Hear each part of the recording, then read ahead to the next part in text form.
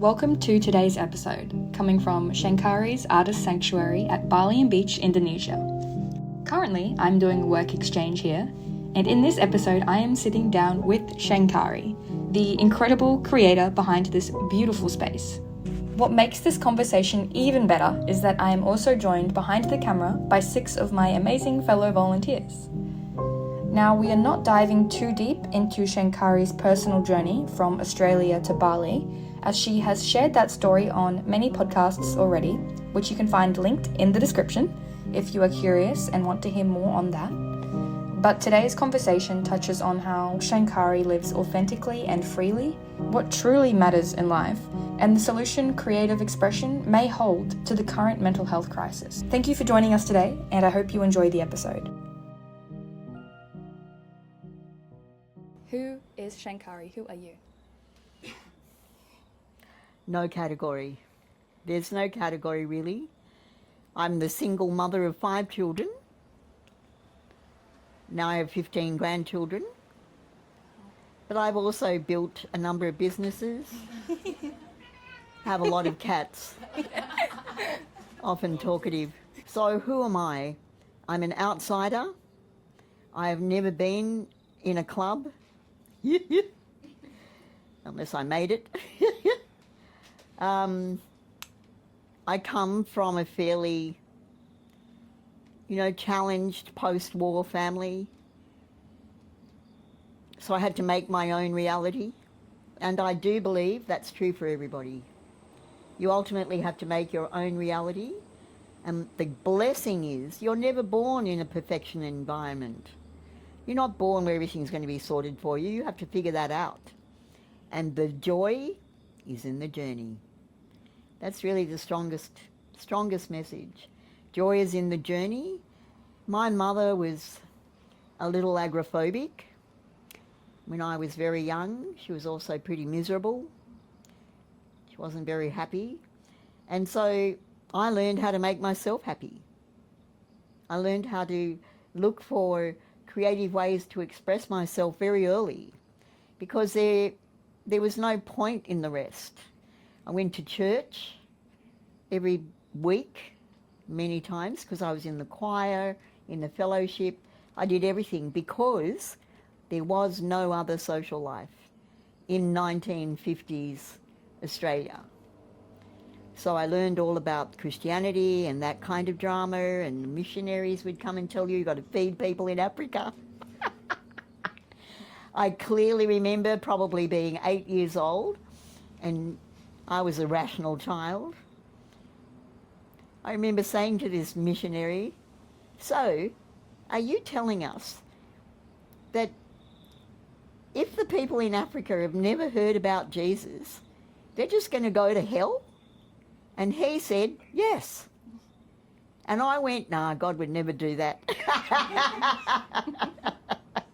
That is not rational.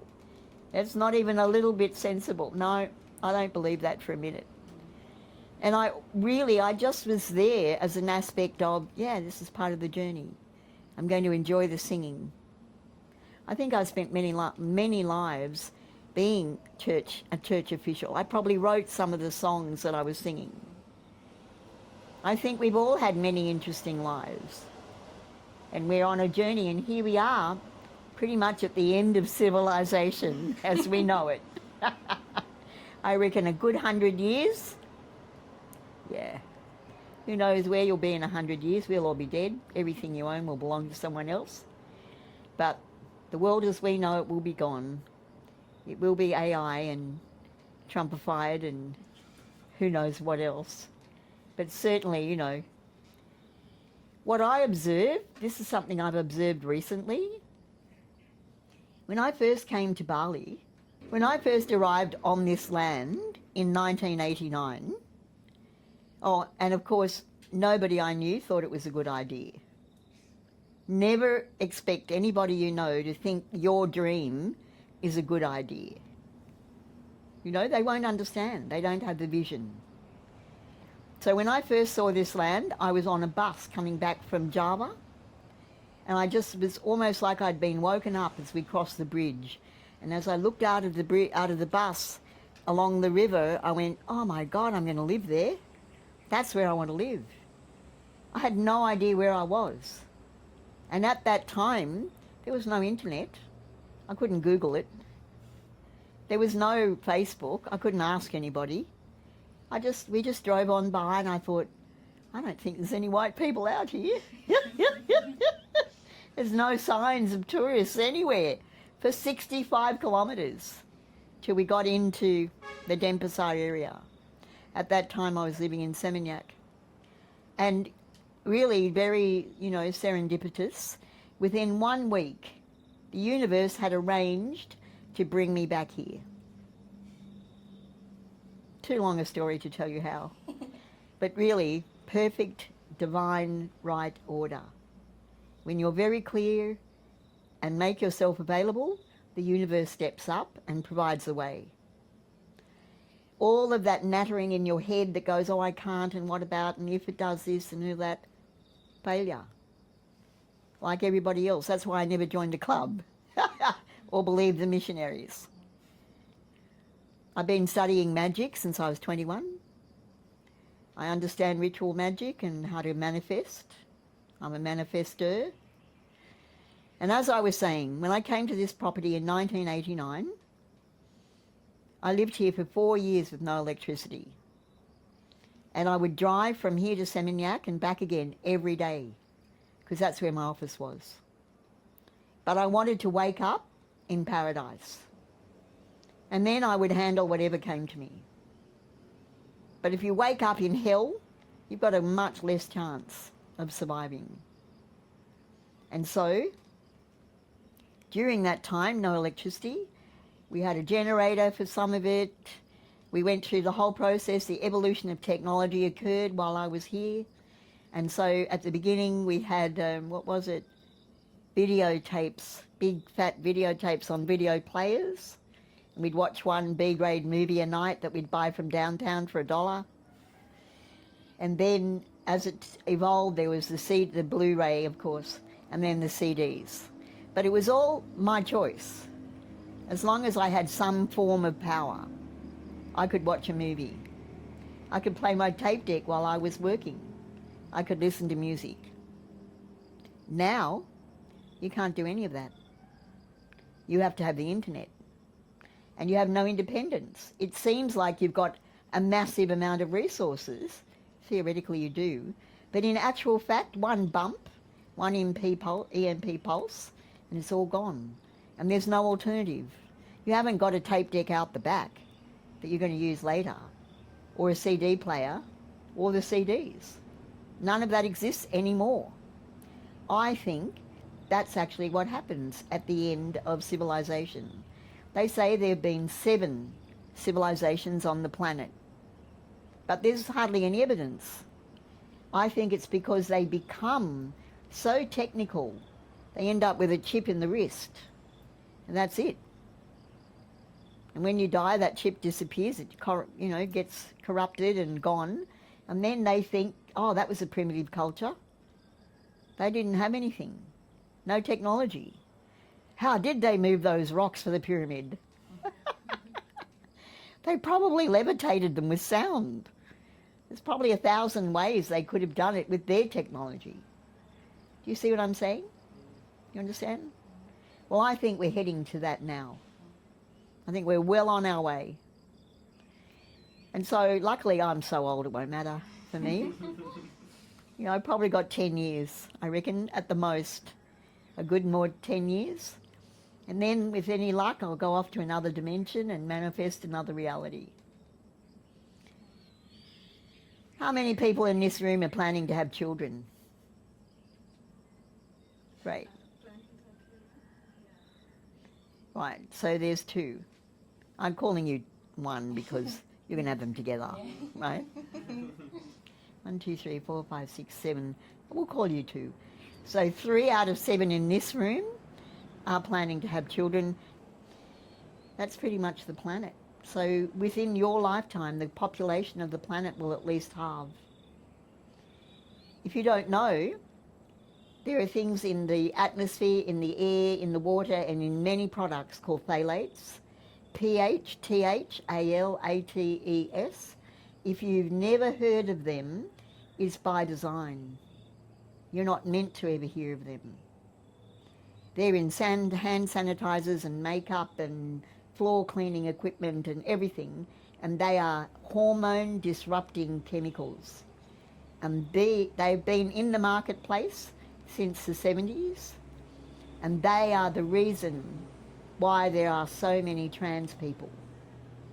Because in the first trimester of pregnancy, if you're exposed to phthalates, the testosterone rush to the brain doesn't happen. And so there's a complete dysfunction in terms of the way it's supposed to happen in the human body. And so there's an indecision around what's going to happen. I think it could become a personal choice. But it's absolutely a physical reality. And the corporations have known about this since 1972. They knew this would be the outcome because they wanted the population of the planet to decrease. When I was born in 1951, the population of the whole planet was 2 billion. In my lifetime, it's now close to 8. Think of that. No wonder we feel crowded. No wonder the planet's aching under the weight of all of it. So, I've said all that without even being asked a question. But it's on my mind. I have 15 grandchildren, and that's what made me do the research. Look it up. Google phthalates. It's becoming a little known. I have a wonderful talk by a professor who's also into statistics, and she's the one I learnt it from, all this information. The testosterone levels of men all over the planet, not just in big cities, in the country, in third world countries, in first world countries. It's a global phenomenon. Every year, 2.5% less testosterone in men. 2.5% there's a limit. 40 years. They say the event horizon is 40 years away. So is no population, no working men. So when we've got like super duper technology that basically is a chip in your wrist, no working men, an AI in charge of everything, that's the end of the world.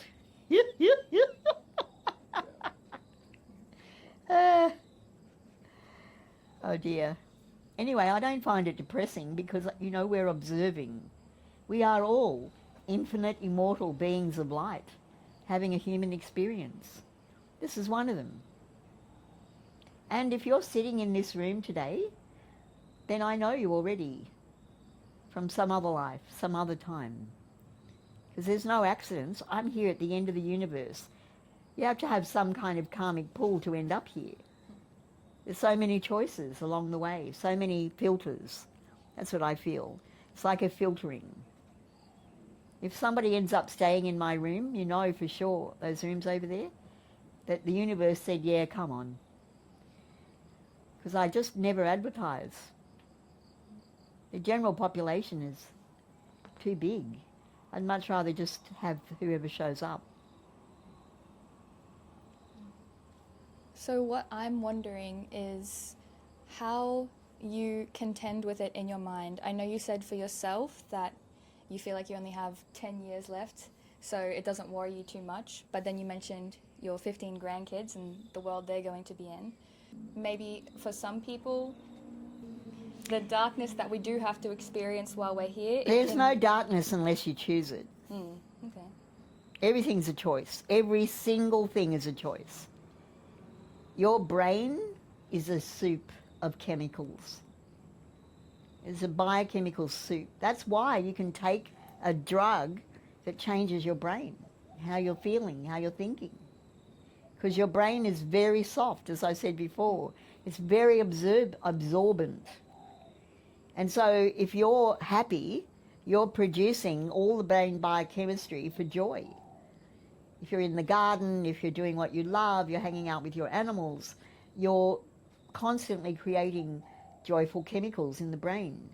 But if you're in an environment that's really negative, if you're continually having to defend yourself, if you're continually having to put up with something, then all that biochemistry in your brain is making you more and more depressed. You can't look at it like, oh, it's terrible. You have to look at everything like that's what it is. But how do you find the balance between that and...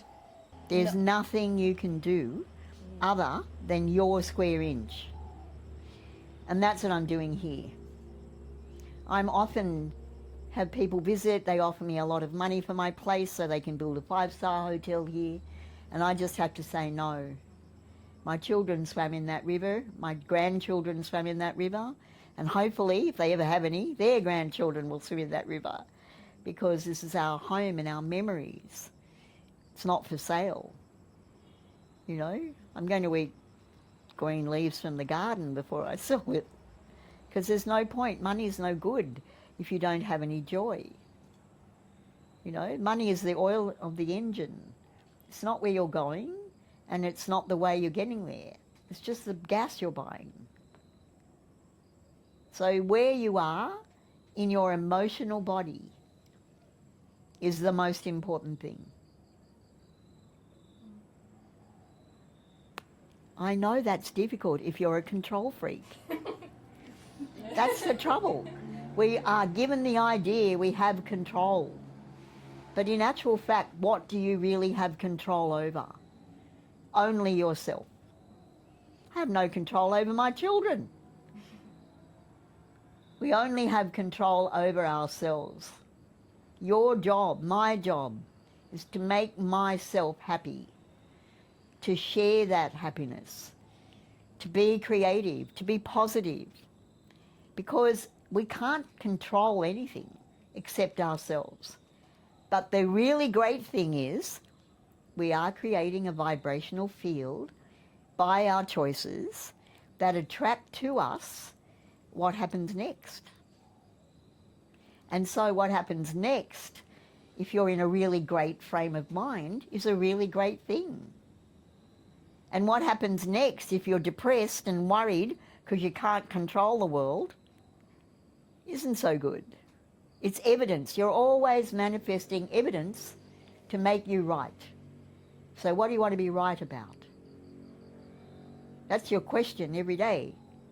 What do I want to be right about? I want to be right that only really great workaways show up. I want to be right that we've always got an interesting creative project to do. I want to be right that there's joy in the journey, because it's my journey. It's your journey. The joy is in this journey. We are immortal, infinite beings of light, so, okay, we all die tomorrow. No, our body dies tomorrow. Our spirit will live on. That's just it. Nothing ever dies. We just keep recreating ourselves in other ways for new lessons. Not very important. Not because evolution's a ladder that you're climbing, because you're going to get to the end and you'll be right. There is no end, and there's nothing particularly right. Karma isn't about good and bad. It's about balance. The idea that there's the righteous immediately creates the wrongness. So you have to give up. The third dimension continually demands that human beings measure, compare, compete. And it's so destructive because that's feeding the ego. What you want to be doing is cooperating, co-creating. That way, what we're doing together is to everybody's benefit. And I'm sure you get a feeling of that while you're painting in the dance room. It's a simple thing, but you're manifesting very positive energy. I can hear you laughing and talking with each other. And that's the whole point. It's at least as important as painting the wood, because then all your laughter and your joy is going into the wood, adding to the value of it. And we can't control anything except ourselves and our place and what we're doing a bit, you know. Then COVID comes along and reminds you, no, you have no control. That's why you have to be flexible too. Being flexible is so important. Be flexible. I'm not so flexible anymore. Oh, God. I was really good till 1 year ago. This time 1 year ago, I could have sat just like you. So jealous. I'm jealous. Anyway, I guess I have a different lesson right now. What I was going to ask is because when we spoke to you in the art room the other day, you mentioned that your intention for this conversation is to inspire creativity and address depression. Why is that important to you right now in your focus? Well, I think the whole world is depressed. Really, they're so depressed, they don't even know they're depressed.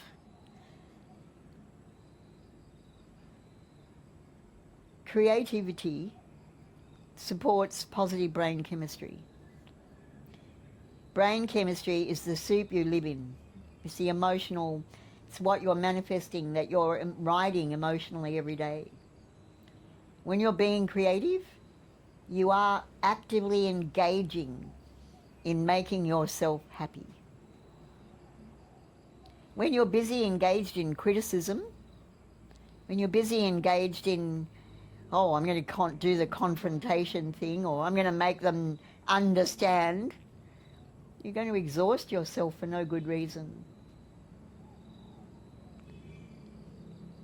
Do you understand me? Yeah? It comes also from a place of like where that person is at. Like, so I feel like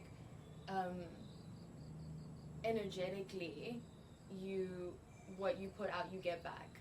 So it's, if a person is constantly negative or constantly criticizing others, they're just going to be receiving negativity and criticism back instead of... I did say that a minute ago, but in different words. Yeah, so I feel like also if a person is in a space where they are depressed, and like I mean, I feel like we've all been there, and it's like a norm.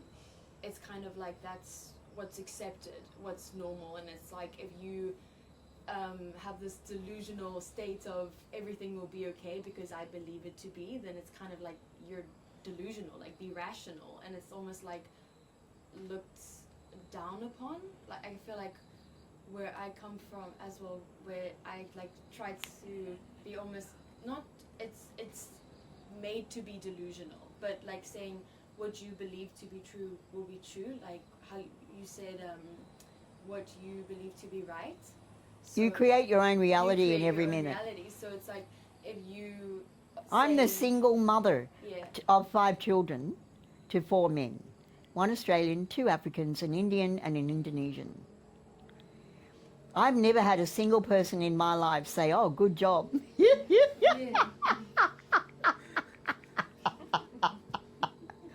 I am an absolute outcast. And nobody would ever have imagined that I might be making jewellery for the Prime Minister's wife of Japan, or that it would walk down the red carpet in Las Vegas for the World Music Awards. You know? Yeah. You have to do your thing. You be you. And of course, everybody said I was delusional and idiot. Oh, yeah, nobody would lend me any money until, of course, I didn't need it. Then everybody wants to lend you money. And I do believe that my secret weapon is complete self-awareness. Every time I got depressed and threw myself across the bed and went, oh, poor me, I'm a wreck, nobody loves me, my other voice would go, oh, bullshit. You told them all to leave. They were completely unworthy of your time and attention. You made this situation. You're responsible. So now change it. If you're not happy right now, change that. the reason I found this place was because I was in Seminyak, that's where I landed. It was not nearly as busy as it is now. Canggu didn't exist.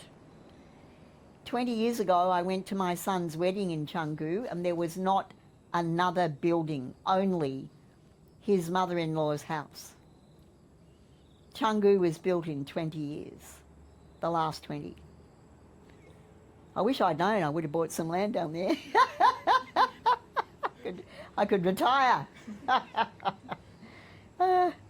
So you have to be very clear about what you want, and you have to be willing. All the onlookers, they've always got something to say. And I would always think to myself, yeah, eat my dust.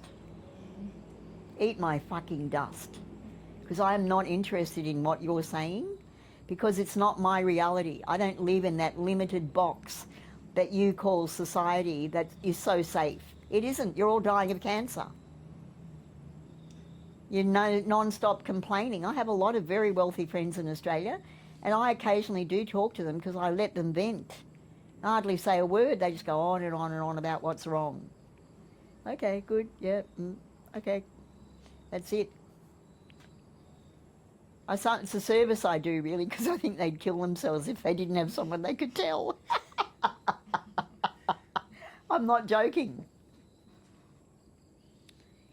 So you can't listen to the onlookers. You have to be the leader of your world, in your situation. And as I said, nobody will ever think what your dream is a good idea, because it's not their dream. They don't understand.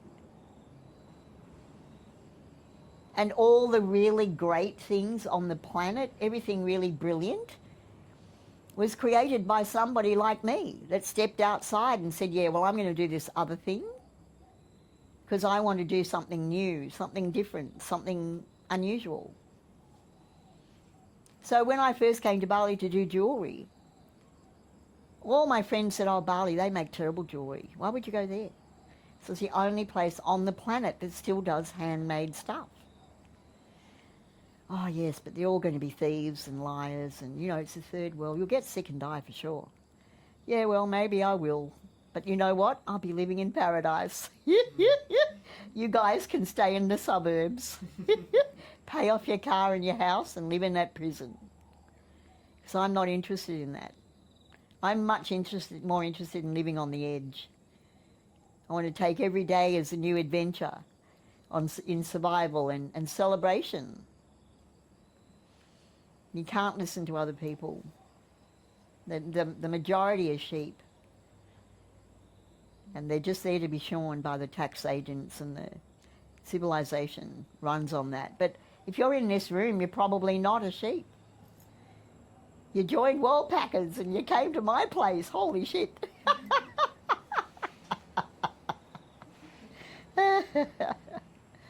So, welcome and good for you. Good job. I'm happy for all of you. Thank you. Very happy for all of you that you made that choice. And that you're on your way into the adventure of life. Life should be an adventure. And you know, part of the people say, even though I'm quite old, I have an incredible memory. I can remember all sorts of things. And I'm still very competent to have a conversation. Whereas I think a good proportion of the women, not even as old as I am, in this village, they have dementia. That's what they told me. Because all their daughters worked for me. And so I know their family history. So I believe all of that is about the food you eat, how you think, and the action you take every day in your life. Every action you take, as you said, it has an outcome. So I consciously try never to be in judgment. I don't want to be in judgment. I don't want to be in fear. There's some cosmic laws. One is you become what you judge. You watch yourself. Next time you judge something, check it out. See if you're not, somebody else on the planet doesn't judge you for that. And the other thing is, you will always create what you fear. And that's the reason why you should give up judgment and fear and live in a perfect life. You will create what you fear. So whatever you're thinking of that makes you fearful, love it. Send it love. Send it perfection. And then it will no longer be on the horizon. There's nothing to fear anyway. We're all infinite, immortal beings of light. Having some fun in the third dimension. Only in the third dimension is there possibility for friction. Because in the third dimension you have a physical body, which through friction gives you orgasms, birth, pain, lust, love, compassion, joy, fun. You sweat, spit, bleed. All these things are only part of the third dimension. There is no sex in all the other dimensions. Oh God, I meet all these people who become vegans. And of course, by the time you've been a vegan for a while, yeah, there is no more sex. No more sex. It's because you don't have the vitality. Don't have the vitality to do that. Are you a vegan? Yeah, well, good luck with that, honey.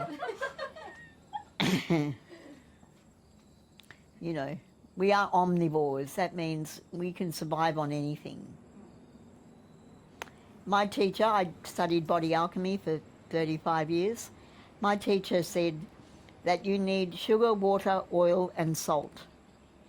And you can cross the Sahara Desert. Sugar, water, oil and salt. You know, hopefully you don't get anything with phthalates in it.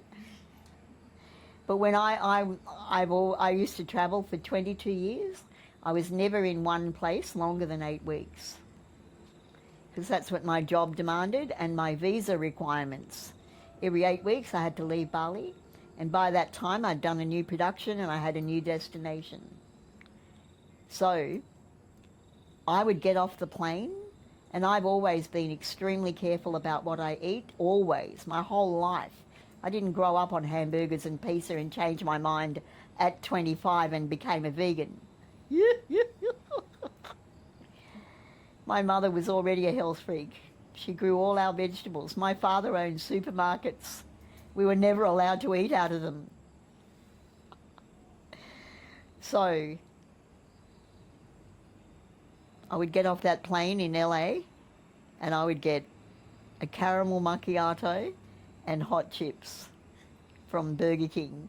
And that was my sugar, water, oil and salt. That's what I needed to get to my next destination. And if you have a powerful digestive system, then that's what you absorb from that. And you're strong enough to let whatever else is negative go. You have to learn about your body and what you need. You have to be able to take action on your own behalf. I once smashed my foot on a bedpost in a Laguna Beach hotel, and we were packing up, and I was literally leaving for Germany the next day. And I could see my foot swelling, like it was just getting bigger and bigger. And I know from experience, they won't let you on a plane unless you have 2 shoes on. Unless, of course, it's in a plastic cast or you've got a medical certificate. I didn't want any of that. I just bashed my foot. But I couldn't put my shoe on. I just thought about it for a while. I went, eh. If you're in a balance, your solution is within 50 feet. So I did a meditation, I breathed, I asked my angels to show me, and then I went to the garden and I found some rosemary in this big hotel in Laguna Beach in LA, in California. So I picked a lot of that rosemary and I brought it back to the hotel room.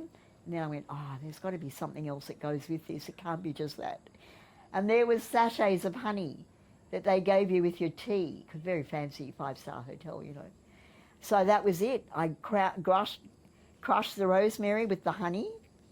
I put it all over my foot with an airline sock. Back in those days, they would give you socks. I don't know if they give you socks anymore, probably not. Yeah, so I put an airline sock on it, went to sleep, and when I woke up, my foot was black, but it was the right size. And it went into my shoe, and it was a sensitive but joyful journey to Germany. To my understanding, what you've talked about, you naturally are inclined to step outside the box and not be worried about what other people think, or at least you cultivated that early. I think, what would you say to people that know they want to step outside of the box, but it doesn't come so naturally or easily for them? They still have a lot of fear about being accepted. You have to accept yourself. If you accept yourself, everybody else will naturally accept you. You know, every day, in every way, you are an absolute beacon, communicating to everybody you meet what you're expecting. I've been doing Workaway or Work World Packers volunteers for over 10 years. And without doubt, every person is communicating almost immediately what they're expecting. And as I observe the change in them, because I don't care, so I'm really not participating, I'm just observing the changes in people as they come into an environment that allows them to relax. Because there's so little, very few places that you can do that on the planet.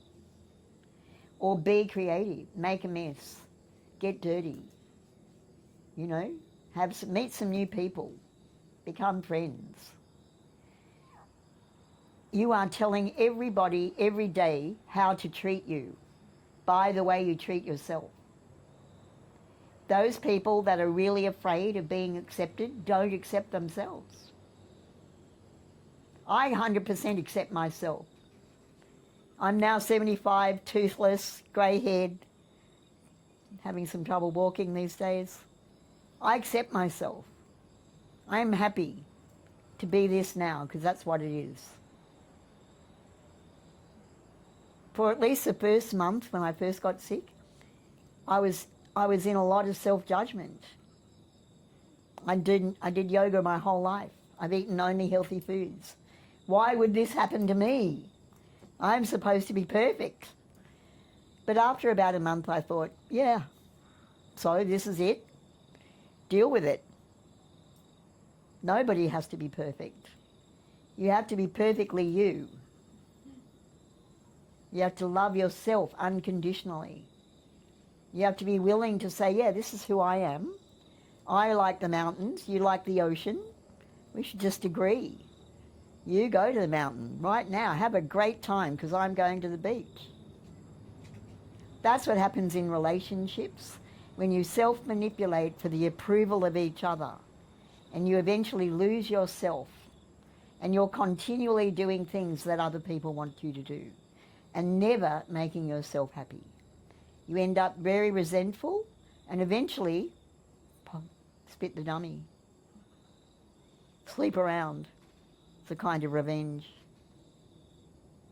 What do you think we can do to shift the narrative around mental health from suppression to expression? Getting it to So, momentum. This is what I said in that other talk. It's about taking action. If you sit around complaining or observing, oh, I'm a failure, I can't do this, or I'm depressed, or I'm sad, or I never get what I want and somebody else's fault, you're never going to make any progress. Every day I get up and I just decide, what am I going to do today? It has to be something creative and forward moving. Something that's going to take me to my next step, even if it's just a tiny step. And so I've got my eye on the prize. What is the prize? Joy. That's it. That's the only prize. Joy. You wake up every day and say, what will bring me joy? And then you say, show me. Not, I know, or give me, or hurry up. All those things. You say to your angels, show me. And they will show you. When you get your ego out of the way, they'll show you what to do next. What's the plan? So, be available, be flexible, and take action. You have to get up and take action, because when you're already taking action, a great opportunity can turn up and you already have momentum. You can just go with it. But if this great opportunity shows up and you're still sitting on the couch, it'll pass you by. Somebody else will get that opportunity. Do you understand? If you're already have momentum, if you're already moving, it's very easy for the universe to step in and just tap you so you can just start going in the right direction. But if you're not taking action, if you're in Australia on the dole smoking dope, you've got no bloody hope, because every day is just an excuse. Oh, I'm not feeling well today. I know those people. They're all the ones that said I was mad. And honestly, I don't judge them. If they want to live like that, they should.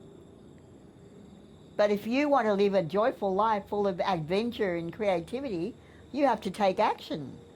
You have to get off the couch. Yeah. And it's not that I don't think getting high is great. I love getting high. But it cannot be the first thing you do. It has to be your reward after you've done all that other stuff. What is the best piece of advice that you have ever gotten? There's always another deal. Whatever you think is the big deal that you're going to miss out on today, it's not true. There's always another deal. And that sage piece of advice was given to me by my father. There's always another deal. Don't worry. Whatever's going by, let it go. If you can't afford it today, let it go. If it's making you depressed, let it go. Because there's always going to be another deal. And I do feel like that's a very sage piece of advice. And from my mother, which I've shared with you, is always create with what you've got. Do not complain about what you don't have. Don't make that your excuse for not being creative. Oh, I haven't got this. I haven't got that. I can't do it because of this. Use what you've got to create what you want. That's it. Use what you've got to create what you want. And before you know it, everything else that you wanted will show up. A story on point regarding this. When I lived in Hawaii for 12 years while I was still here. I lived in two places. And when I came back from Hawaii, it was 2013. And I thought, yes, I think I'll get back into making mosaic here. But there was hardly any material, there wasn't any tile, there wasn't a lot of resources. And so I wrote a letter, which I hand-delivered in Indonesian. I did get someone to help me, to all the building supply shops that we used in the very early days when we were building, saying, if you have any spare or broken tile and you'd like to make a donation, we'd be willing to come and pick it up. So about 2 months passed, nobody responded, there was no action, not at all, nothing. Because, you know, most people are like, oh, throw it in the bin. And then this day, I got a call from a shop in Budro, which is 15 minutes that way, and she says, I'm cleaning out my storeroom. You can come and pick it up, but you will need a really big truck. And it will cost you 2 million rupees. It was a room full of tile, like the history of their tile buying for 30 years. It cost me more for transport than it did to give her that 2 million. I had to hire a truck and it did 6 trips. 4 guys, a truck, 6 journeys to get all that tile back here. And a lot of what we have around the place is made from that tile. So never give up. Always give it a go. That's very Australian. Give it a go. You know, you're going to fail a few times. That's what you can expect, because we're not perfect. We're going to fail a few times. We don't know everything right away. You've got to make mistakes, otherwise how can you learn? I make mistakes all the time. But in that journey, I try not to make them again. And you just got to trust yourself. That's the big piece of information, right? Trust yourself. Trust your destiny. Trust your journey. Trust you. You know you. And don't hang out with negative people. Don't hang out with people that are just boring, complaining. They're so exhausting. And, you know, if they're family members, just nod, yes, and hum a little song while they're talking to you all that negative stuff. So that you can be in the energy of joy. When you think about it, joy is one of the most elusive qualities. You more or less know if somebody's happy. But joy is like something in your belly, something in every cell of your body. Joy is that smile that has apparently no origin, except the secret, your secret. Joy is something you can't buy. Nobody can give it to you. You can't take it from somebody. Joy is elusive and the most powerful force on earth.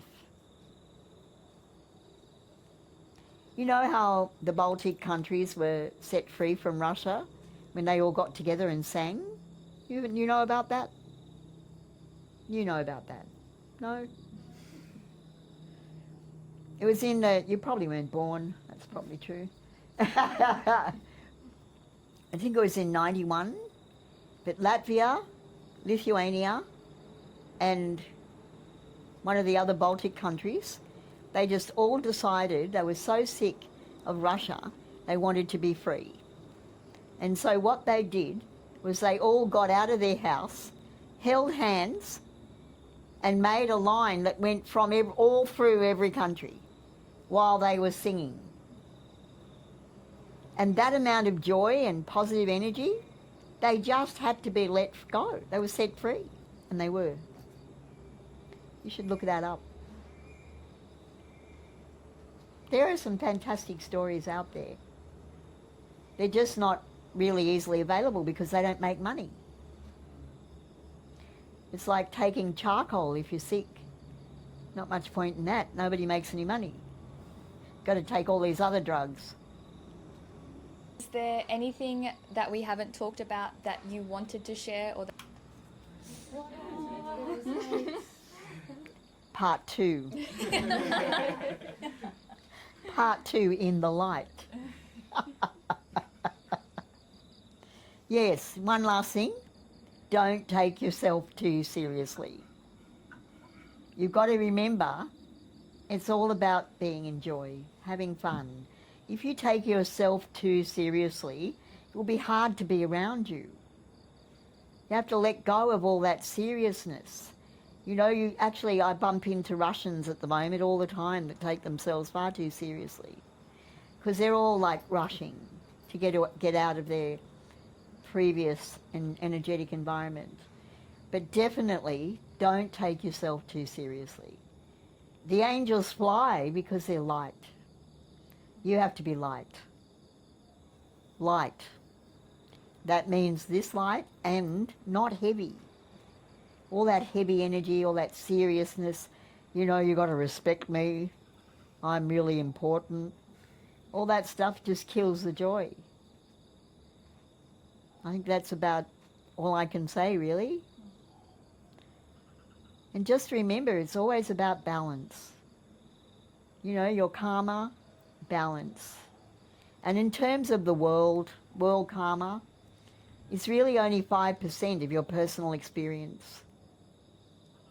It's all going to happen, but whatever's happening in your own lifetime, unless it's your choice, it's not hardly going to touch you unless you make it so. I know that's true because I'm very curious and very interested in the world.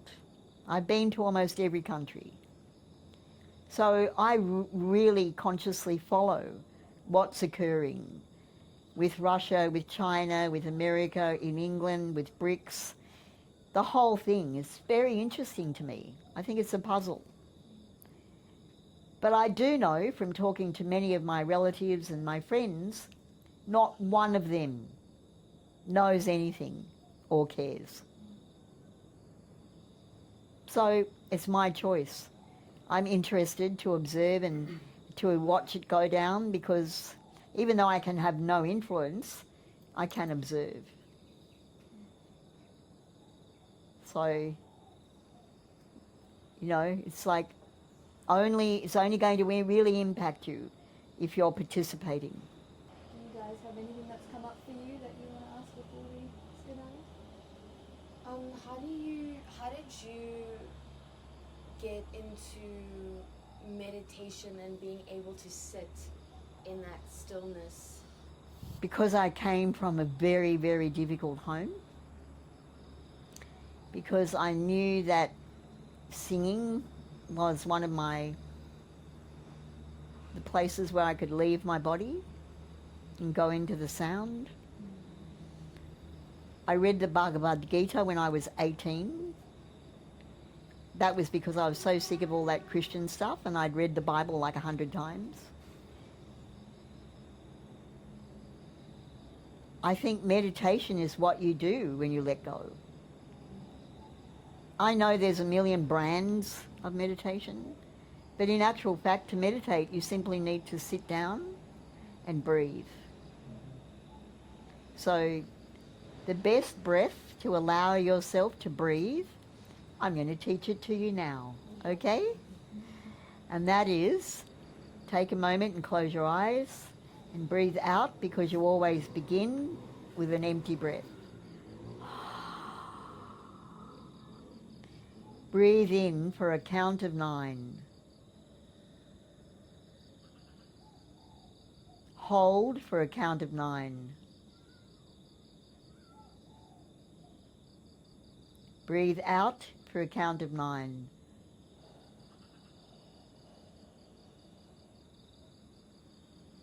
Hold for a count of 9. Breathe in for a count of 9. Hold for a count of 9. Breathe out for a count of 9. Hold for a count of 9. And breathe in for a count of 9. And relax.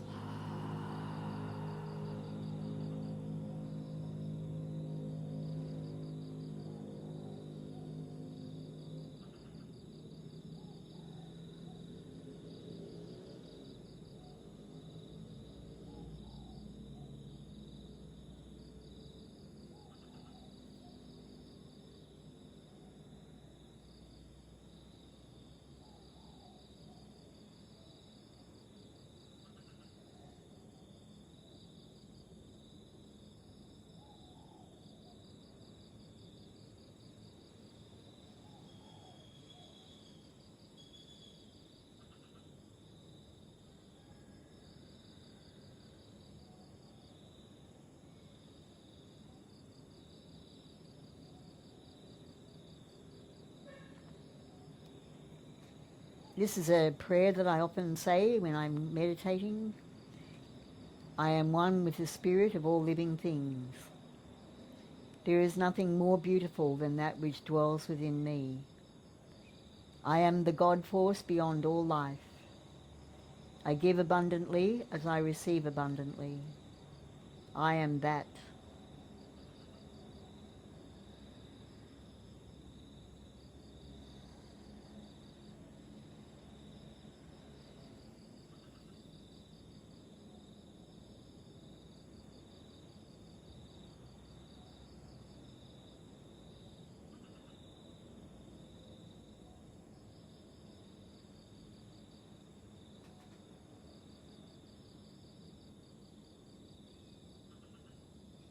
And now coming back into the room.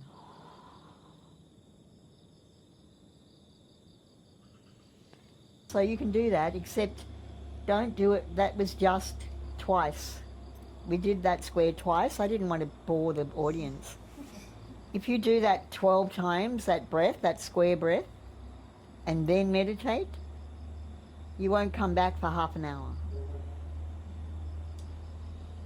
That's really where, it's from letting it go and falling inside yourself. And not worrying about all of that out there. What do I look like? Am I doing the right thing? Oh my God. What about last week? Did I say the wrong thing then? Exhausting. Sorry? The voice just goes away inside my head. Correct. Very good. Very good. I have to say it. You look like Trevor Noah. Are you related? Seriously. Are you related? No, not at all. He's such a clever guy. He is. Very clever. And see how clever he is? He stopped doing what he was doing when it stopped giving him joy. The Late Show was a big deal. And he went, oh yeah, I'm over this. Yeah. Well, it's been a pleasure to talk to you guys. Not that you've done much talking. Yeah, thank you for giving us your time and energy. I'm really grateful. Well, must have been in the mood.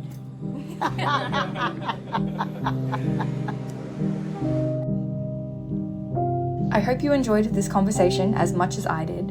A huge thank you to Shankari and all the other volunteers for sharing their time and experiences. The energy here at the sanctuary is truly something special, and I feel incredibly grateful to have had a small part in it. If you are interested in learning more about the work exchange Shankari offers, please don't hesitate to contact me through the email in the description. I'd be happy to share more details with you or answer any questions you may have. If you found value in this episode, I'd love to hear your thoughts. Feel free to reach out or leave a review. Until next time, peace and love.